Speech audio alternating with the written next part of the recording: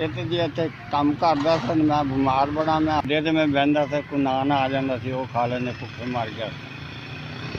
ਮੈਂ ਅੱਡੇ 'ਤੇ ਬਹਿੰਦਾ ਸੀ ਤੇ ਮੇਰੇ ਨਾ ਸਾਹ ਚੜ੍ਹ ਜਾਂਦਾ, ਫੈਸ ਗੁੱਜੇ ਨੇ, ਮੇਰਾ ਇਲਾਜ ਨਹੀਂ ਹੋ ਸਕਦਾ। ਹਸਪਤਾਲ ਮੈਂ ਗਿਆ ਤੇ ਉਹਨਾਂ 2-3 ਬੋਤਲਾਂ ਲਾਈਆਂ ਨੇ। ਉਹਨਾਂ ਨੇ ਕਿਹਾ ਜੀ ਤੁਸੀਂ ਸਹੀ ਹੋ ਗਏ, ਅੱਗੇ ਨਾਲ ਮੇਰੀ ਤਬੀਅਤ ਖਰਾਬ ਹੋ ਗਈ। ਫਿਰ ਮੈਂ ਘਰ ਆਇਆ, ਉਹਨਾਂ ਨੇ ਕਿਹਾ ਜੀ ਤੁਸੀਂ ਸਹੀ ਹੋ ਗਏ, ਤੁਹਾਡੀ ਛੁੱਟੀ। ਤਬੀਅਤ ਸਗੋਂ ਜ਼ਿਆਦਾ ਖਰਾਬ ਹੋ ਗਈ ਜੀ। ਉਦੋਂ ਦਾ ਮੇਰੇ ਕੋਲ ਕੁਛ ਵੀ ਨਹੀਂ ਹੁੰਦਾ, ਪਿਸ਼ਾਬ ਕਰਕੇ ਵੀ ਨਹੀਂ ਉੱਠਿਆ ਜਾਂਦਾ। ਮੇਰੀ ਛੋਟੀ ਬੇਟੀ ਵੱਡੀ ਬੇਟੀ ਕੰਮ ਕਰਦੇ ਹੱਥ ਰੱਖ ਕੇ ਬੈਠੇ ਹਾਂ ਜੀ। ਰੋਟੀ ਵੀ ਘਰ ਕੋਈ ਨਹੀਂ ਗੀ, ਕੱਲ੍ਹ ਦੀ ਅਸੀਂ ਖਾਧੀ ਹੈ। ਕੋਈ ਨਾ ਨੂਨ ਵੀ ਕੋਈ ਨਹੀਂ ਸਾਨੂੰ ਤਾਂ ਦਿੰਦਾ, ਗਰੀਬ ਬੰਦੇ ਆ। ਸਾਡੇ ਤੇ ਘਰ ਰਾਤ ਦਾ ਆਟਾ ਵੀ ਕੋਈ ਨਹੀਂ ਹੁੰਦਾ ਕੱਲ੍ਹ ਦਾ। ਮੇਰੀ ਤਬੀਅਤ ਖਰਾਬ ਹੁੰਦੀ ਜਾਂਦੀ ਹੈ, ਬੱਚੀ ਮੈਨੂੰ ਬਾਹੋਂ ਫੜ ਕੇ ਲਿਆਈ ਇੱਥੇ। ਅੱਲਾ ਵਾਸਤੇ ਵਗਰੀ ਗੱਲ जी मैं रोटी कुटना अड्डे बह के लोग जाते जी, कभी लग जाती कभी नहीं लगती। बहुत 4-4 दिन भी गुजर जाते आई ना। तो कला जना है कमावा, आदि बच्चे छोटे है, मैं आदि बीमार हाँ, बच्चे छोटे है।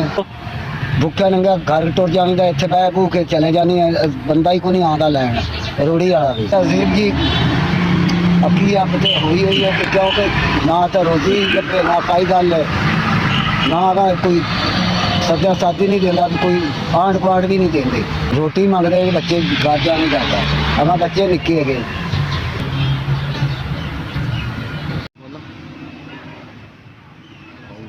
मेहरबानी जी 3000 रुपया 2000 मैनू मिला, 3000 मैं फाइन दिता। शुक्रिया जनाब, बहुत बहुत शुक्रिया। अल्लाह मियाँ थोड़े बच्चों की जिंदगी, अल्लाह मियाँ तुहानू हज करावे, अल्लाह मियाँ तुहानू जनाब। अल्लाह मियाँ रात पाट के रोटी खावांगे। बहुत बहुत शुक्रिया, मेहरबानी जनाब।